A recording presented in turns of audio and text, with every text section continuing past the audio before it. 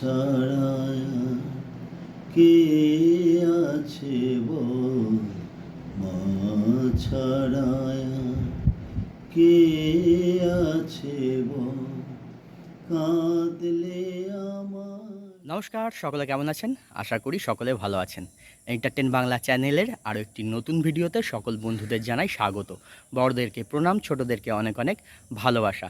আজকে চলে এসেছি রামকৃষ্ণপুরম সাহেব বাগান সগুনা নদিয়ায় অবস্থিত শ্রী শ্রী মাতৃ মিশন ও মন্দিরে। আজ এই মাতৃ মিশন ও মন্দিরে এক বিশেষ অনুষ্ঠান রয়েছে। সেই বিশেষ অনুষ্ঠানের কিছু মুহূর্তই আপনাদের সামনে তুলে ধরার চেষ্টা করব এই ভিডিওর মাধ্যমে। আশা করি ভিডিওটা দেখে আপনাদের ভালো লাগবে। ভিডিওটা দেখে যদি আপনাদের ভালো লেগে থাকে অবশ্যই একটা লাইক করবেন, শেয়ার করবেন এবং একটি কমেন্ট করে আপনাদের মূল্যবান মতামতটি জানাবেন। এই মাতৃ মিশন ও মন্দিরে আপনারা এসে কিভাবে পৌঁছাবেন, এখানে প্রসাদের কি ব্যবস্থা আছে, থাকার কি ব্যবস্থা আছে, এই আশ্রম কটা থেকে কটা পর্যন্ত খোলা থাকে, এই সমস্ত কিছু তথ্য সমেত একটি ভিডিও রয়েছে এই চ্যানেলে। সেই ভিডিওর লিংক এই ভিডিওর ডেসক্রিপশন বক্সে আমি দিয়ে রাখলাম, আপনারা চাইলে দেখে নিতে পারেন। তো চলুন শুরু করা যাক আজকের ভিডিও।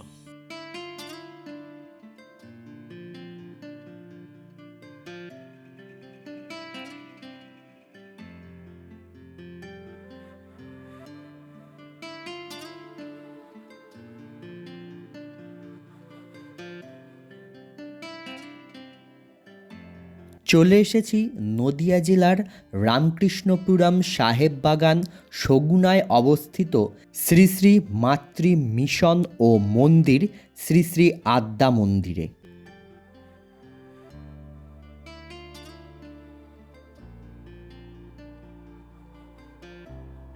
আজকে রবীন্দ্র নজরুল সন্ধ্যার যে অনুষ্ঠান, সেই অনুষ্ঠানটি অনুষ্ঠিত হবে এই মঞ্চে।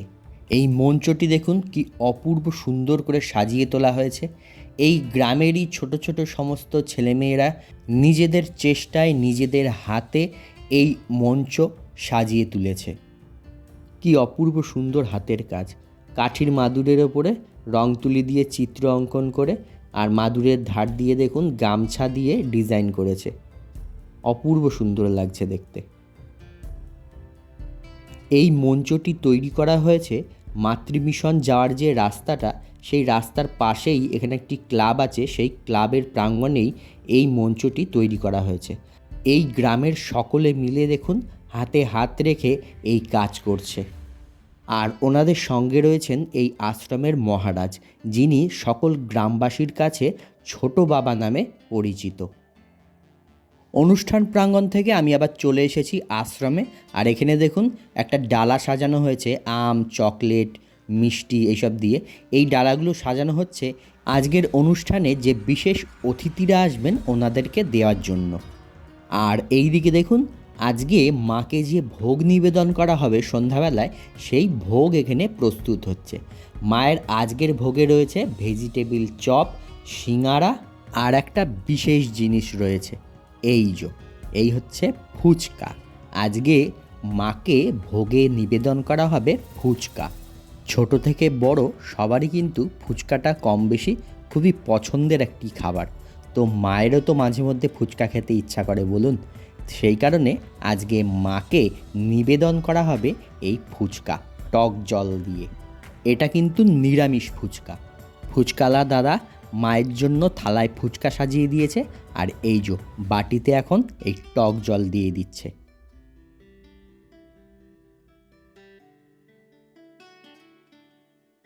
চলে আসলাম এবারে মায়ের কাছে, মায়ের মূল মন্দিরের গর্ভগৃহের সামনে।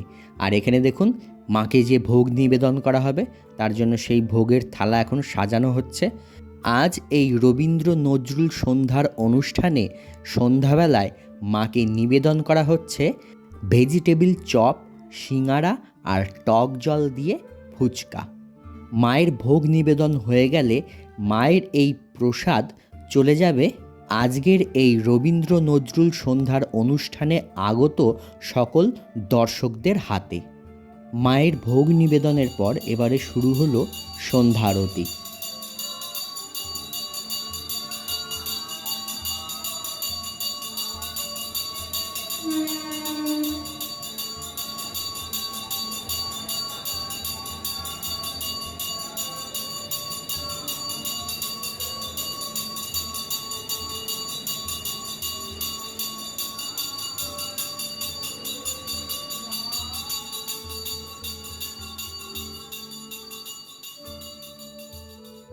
মায়ের ভোগ নিবেদনের পর ভোগ আরতির শেষে এখন মাকে যে ভেজিটেবিল চপ ও সিঙাড়া ভোগ দেওয়া হয়েছিল, সেই ভোগের প্রসাদ এই নাট মন্দিরে বসে আশ্রমের সদস্যরা দেখুন আজকের অনুষ্ঠানে আগত দর্শকদের হাতে প্রসাদ তুলে দেওয়ার জন্য সেই প্রসাদ কাগজের ঠোঙায় করে প্যাকিং করছেন।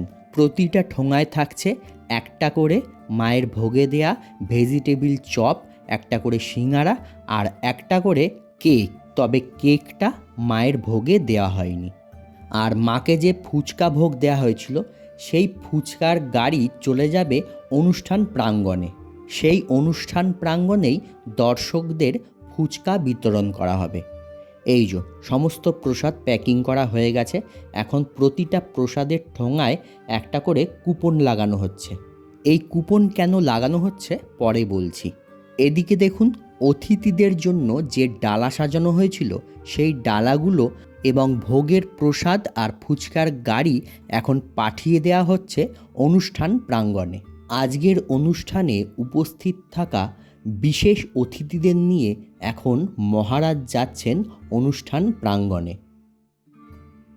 এই আশ্রমে স্পেশাল চাইল্ডদের থাকার জন্য যে ফ্ল্যাটটি তৈরি হচ্ছে, সেই ফ্ল্যাটটি দেখুন এখন মহারাজ আজকের অনুষ্ঠানে উপস্থিত থাকা বিশেষ অতিথিদের ঘুরে দেখাচ্ছেন।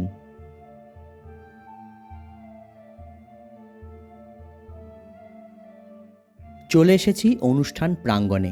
আজকের অনুষ্ঠানে উপস্থিত থাকা বিশেষ অতিথিসহ আশ্রমের মহারাজ স্বামী সত্যানন্দ পুরী ফিতে কেটে আজকের অনুষ্ঠানের শুভ সূচনা করলেন। পাড়ার সকল মা বোনেরা শঙ্খধ্বনি উলুধ্বনির মাধ্যমে পুষ্পবৃষ্টিতে ওনাদেরকে স্বাগত জানাচ্ছেন।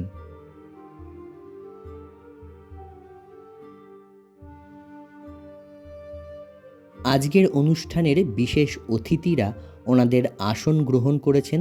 এদিকে এই গ্রামের সকল ছেলেমেয়েদের হাতের ছোঁয়ায়, তাদের শিল্প নৈপুণ্যে আজকের রবীন্দ্র নজরুল সন্ধ্যার অনুষ্ঠানের মঞ্চ সেজে উঠেছে। ছোট থেকে বড় গ্রামের সকল সদস্য, আজকের অনুষ্ঠানে আগত সকল দর্শকবৃন্দ ও আশ্রমের সকল সদস্য মিলে জাতীয় সঙ্গীত গেয়ে আজকের এই রবীন্দ্র নজরুল সন্ধ্যার অনুষ্ঠান শুরু করলেন। এই গ্রামের ছেলেমেয়েদের শিল্পকলায় সুসজ্জিত এই জিনিসগুলি দিয়ে আজকের অনুষ্ঠানে উপস্থিত থাকা বিশেষ অতিথিদের বরণ করে নিচ্ছে এই গ্রামেরই ছোট ছোট ছেলেমেয়েরা।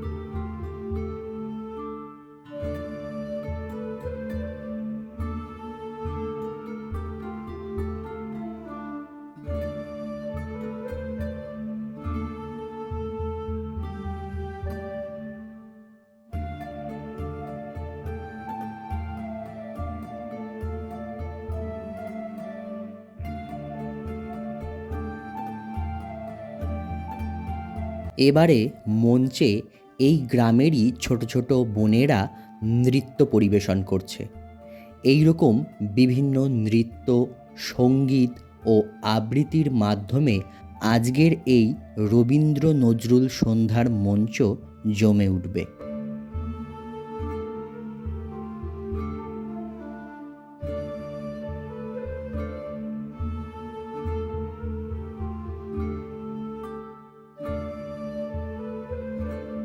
এদিকে দেখুন যে প্রসাদের প্যাকেটগুলো তৈরি করা হয়েছিল, সেই প্যাকেটগুলো চলে এসেছে।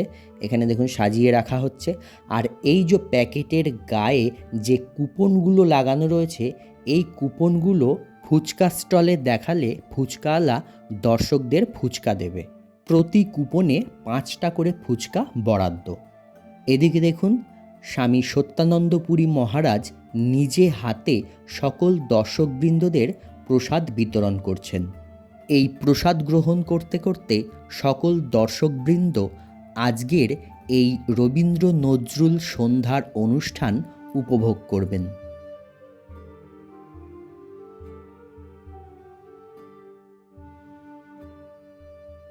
আচ্ছা মহারাজ, আমি যে এই আশ্রমে এসেছি, আপনি আমাকে ডেকেছিলেন যে আশ্রমের একটা প্রোগ্রাম আছে সেই কারণে।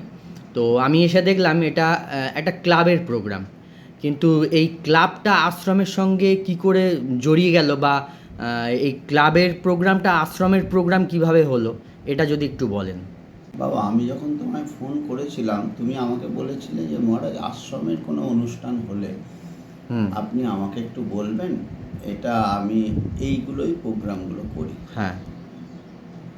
তা বাবা, তোমরা আশ্রম বলতে কি বোঝো?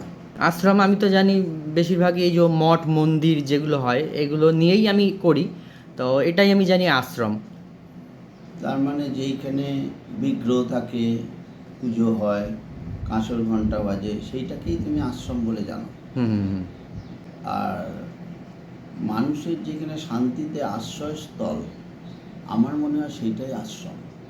2011 সালে যেদিনকে আমি সাহেব বাগানে রাত্রিবাস করতে যাই, যেদিনকে আমাদের এই আশ্রমের ইনগরেশন হয়, সারাদিন উৎসব অনুষ্ঠান কীর্তন সব কিছুর পরে যখন সব আস্তে আস্তে আলো নিভিয়ে যায়, সেদিনকে আমি ভয়ভীত হয়ে গেছিলাম।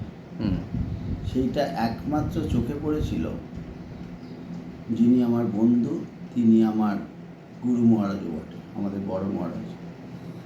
তিনি আমার ওই অবস্থা দেখে ওই মায়ের সাথে যোগাযোগ করিয়ে দিয়ে সাক্ষাৎ করে যে মা রইল মহারাজ, তোমার যা কিছু সুবিধা অসুবিধে মা আছেন। তা আমরা ছোট থেকে শুনে এসছি মায়ের সেই অমূলক বাণী, আমি মা থাকতে ভয় কি বাবা। তা আমি সর্ব জায়গায় একটাই দেখি, এটা আমরা ঠোঁটস্থ করতে পেরেছি, মঞ্চে উঠে বলতে পারি, এটা আমরা করতালি পাই, কিন্তু আমি জানি না আমরা অন্তস্থ করতে পেরেছি কিনা। সেই দিন ওই দুর্গম রাত, যেদিনকে আমি রাত কাটাচ্ছি, সেই দিনকে আমার সেই কথাটাই মনে বারবার বাজছিল যে মা আছে। সুতরাং সেই দিন থেকে আমি মায়ের কাছে দৌড়ে গেছিলাম। আর মা এই কথাটা তার শেষ সময়তে বলেছিলেন। এটা কিন্তু যিনি আমাদের অবতার বরিষ্ঠায় ঠাকুর শ্রী রামকৃষ্ণদেব, তিনি মাকে দেখিয়ে যাওয়ার সময় বলে গেছিলেন শরীর চলে যাওয়ার আগে, আমি আর কি করে গেলাম, তোমাকে অনেক কিছু করতে হবে। আর সেই মা চলে যাওয়ার আগে বলেছিলেন, আমি মা থাকতে ভয় কি বাবা। তিনি নিজে বলেছিলেন যে এমন কোনো পাপ বা এমন কোনো কর্ম নেই যেটাতে মাতৃ নাম করে সেটা কেটে যাবে। তিনি ব্রহ্মজ্ঞ পুরুষ, রাজা মহারাজকেও যেরকম আচরণ করতেন, একজন নিচু শ্রেণীর মানুষের ক্ষেত্রেও মায়ের তার কোনো বিভেদ ছিল না। তাই আমরা মাতৃকথা বা মাতৃভাব বলতে গেলে মন আর মুখকে এক করতে না পারলে আমার মনে হয় সেটা শুধু কথাই থেকে যায়, অন্তস্থ থেকে সেটা কিছু বেরোয় না। মাতৃভাব শুধু যে মায়েদের মধ্যেই জাগ্রত হয় তা কিন্তু নয়, জীব জ্বর সমস্ত কিছুর মধ্যেই মাতৃভাব রয়েছে। আমিও আমাদের এই ভৌগোলিক অবস্থাটা আশ্রমের বলি, মানে কল্যাণী থেকে মাত্র 3 কিলোমিটার কি 3.5 কিলোমিটার দূরত্ব, কিন্তু শুনলে অবাক হয়ে যাবেন, এই আশ্রমে আসতে গেলে 2.5 কিলোমিটার নোম্যান্স ল্যান্ড পেরিয়ে আসতে হয়। আর এর আশ্রমের পরেও 1.5 কিলোমিটার রাস্তা, কোনো কিন্তু বসতি নেই। আচ্ছা। সুতরাং এই জায়গায় যখন মিশন প্রথম আসেন, মাতৃ মিশন, সেইখানে মাত্র 2-4টে বাড়ি ছিল। তারপরে আস্তে আস্তে যখন আসে, আমার কাছে অনেকেই যখন এসে বলেছিল, তখন একটা দুর্গম জায়গা রূপে এটাকে খ্যাত ছিল, সাহেব বাগান। আর আমি এদেরকে একটাই অভয় দিয়েছিলাম যে মা আছেন। আর মহারাজ সেদিন দাঁড়িয়ে বলে গেছিলেন, মা এখানে রইলেন, আর আমি ওদেরকে এটা বিশ্বাস করাতে পারি যে মাই এইখানকার কর্ত্রী, এই পুরো পাড়ার এই সমস্ত সংসারে মাই হচ্ছেন গৃহকর্ত্রী। আচ্ছা। আর এরা ওই জন্যে আর যাই করুক ওরা একটাই জানে যে মায়ের বাড়ির কাছে আমরা থাকি। ওরা সব জায়গায় একটাই পরিচয় দেয়, আদ্যা মন্দির, মায়ের বাড়ির পাশে আমরা থাকি। এরা বুঝতে পেরেছে যে মায়ের বাড়ির সংলগ্নে আছে, আমাদের কোনো ভয় নেই। আমাদের ছোট বাবা আছে, এরা কিন্তু মহারাজের থেকে এরা সবাই আমাকে ছোট বাবা বলেই সম্বোধন করে। আচ্ছা। তার বাচ্চা থেকে বৃদ্ধ অবধি। আমার মনে হয় মা কৃপা কিছুটা হলেও করেছেন, যার জন্য প্রতিটা মানুষ ছোট বাবা আছে, মায়ের বাড়ির কাছে আমরা থাকি, এইটা একটা অভয় তারা পেয়েছে।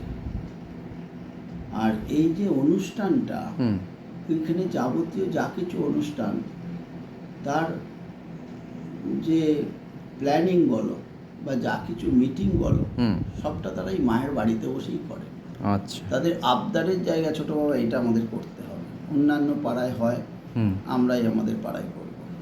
বিশেষ করে তাদের মায়েদের বাচ্চারা যাতে এইগুলো কালচারটা শেখে, তারা তাদের মিশনে এসেই ছোট বাবাই তাদের আবদারের জায়গা।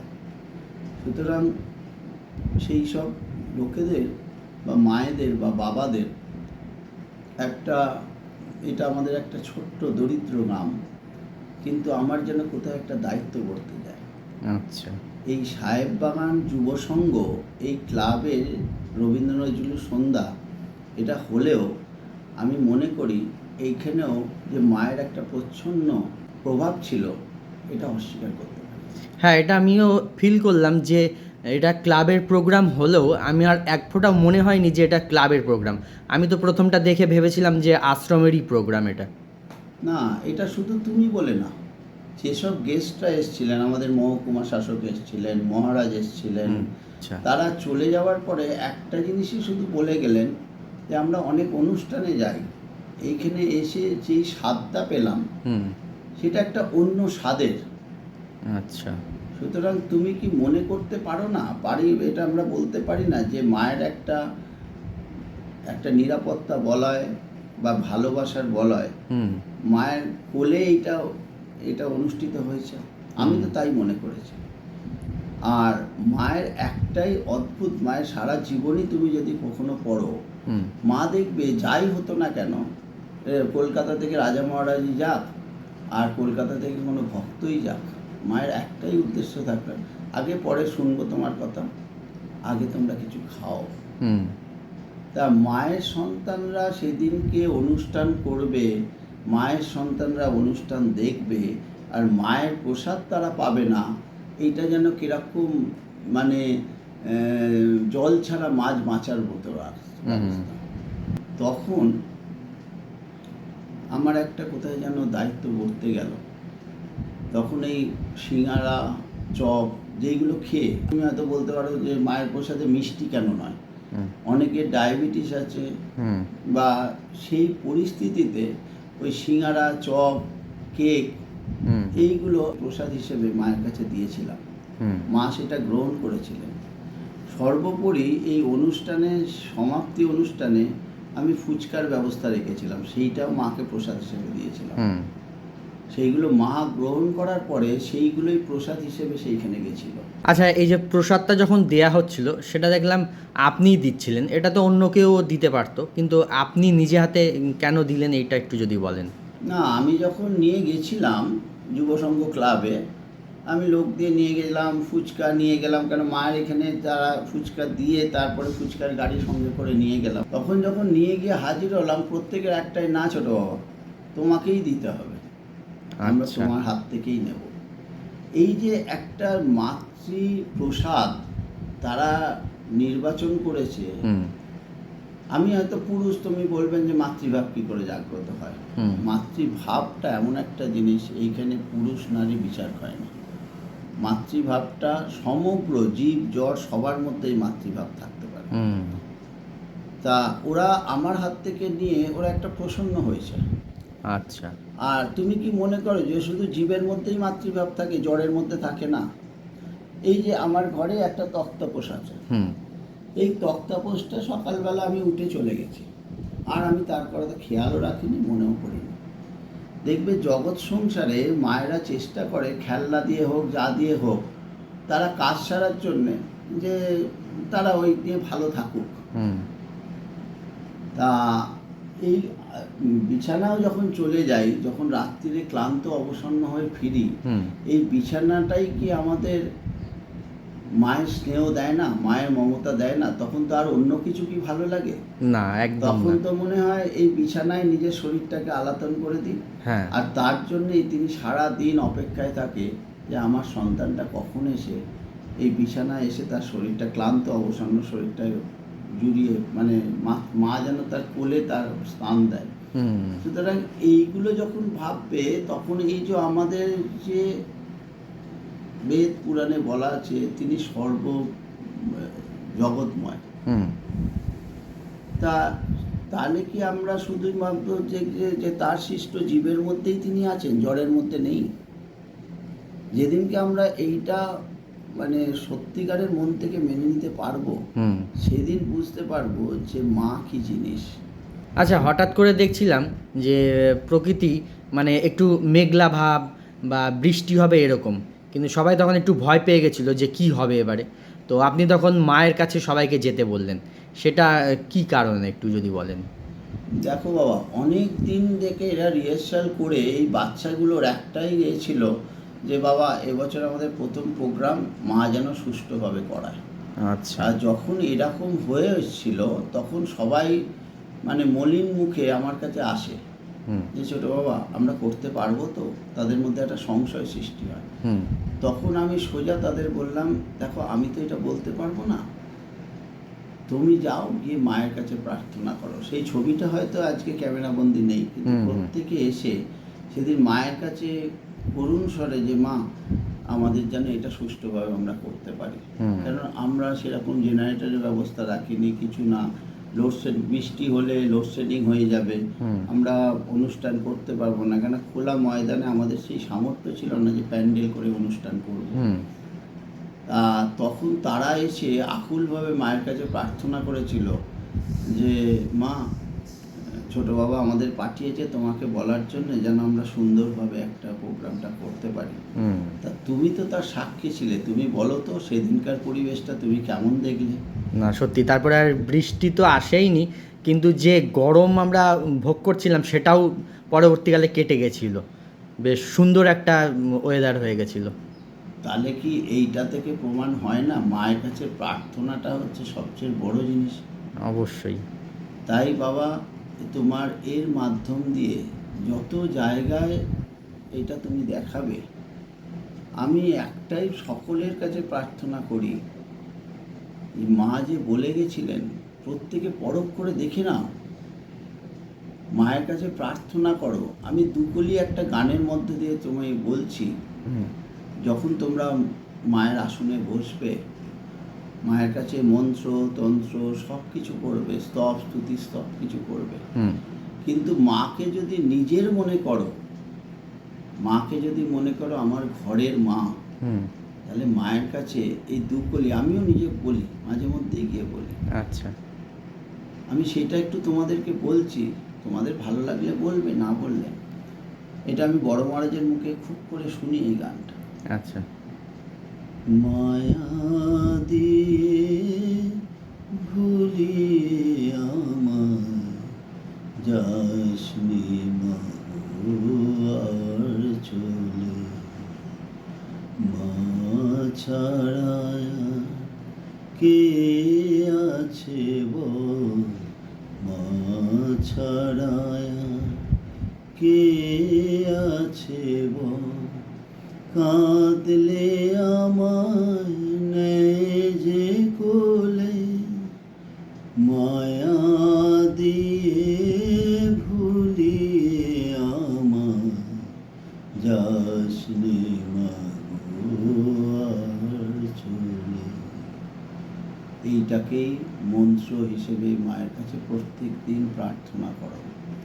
একমাত্র আমার মনে হয় আমি যেটা আমাদের গ্রামের, অনুন্নত গ্রামের প্রতিটা মানুষকে বিশ্বাস ভরসা করাতে পেরেছি, তোমরাও প্রত্যেকজন প্রত্যেকের সংসারকে এই বিশ্বাস ভরসার জায়গাটাকে করো। হুম। ছোট ছোট সংসার মিলেই কিন্তু একটা পাড়া, একটা সমাজ তৈরি হয়। তোমরাই পারবে এই মাতৃসুধা প্রত্যেক জায়গায় বিতরণ করিয়ে, অন্তস্থ করিয়ে, মুখস্থ ঠোঁটস্থ করে নয়, তোমরা একটা জগৎকে পাল্টে ফেলতে পারো। তাই যত দূর আমার এটা যাচ্ছে, এটাকে তুমি আমার শুধু বক্তব্য বলে না, এটা করজোড়ে তোমাদের কাছে বলছি, মায়ের কাছে সারেন্ডার হও, প্রার্থনা করো, প্রত্যেকের মধ্যে যেন মাতৃত্ব ভাব জাগ্রত হয়। এই আমার একমাত্র আহ্বান, একমাত্র আশা। এই বলে আমার ছোট্ট বক্তব্য শেষ করছি। ধন্যবাদ মহারাজ।